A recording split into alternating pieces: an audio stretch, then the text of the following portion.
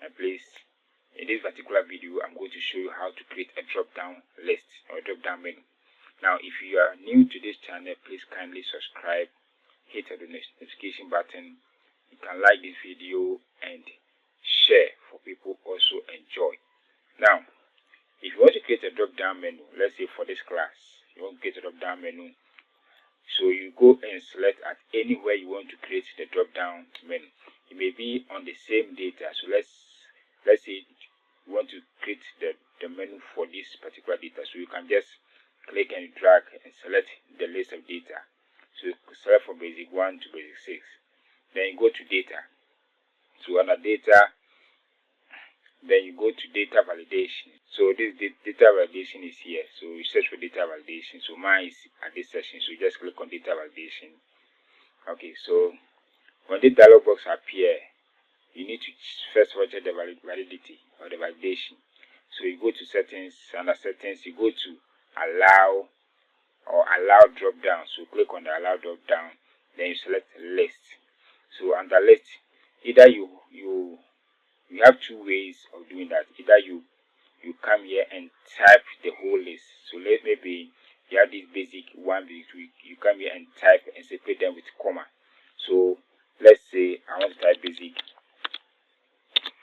basic 1, then comma basic 2, remain your comma, then let's say basic 3. So let me do just for basic 3. Okay.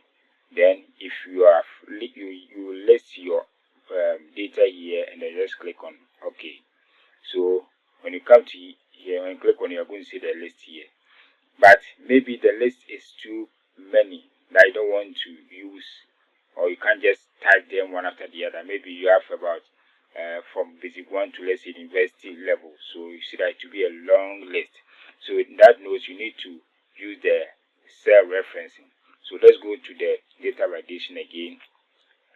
Then instead of entering the text here, you come to the list and then you click and you drag to select the whole text that you want to enter. So you can see here that it will give you a range of cells.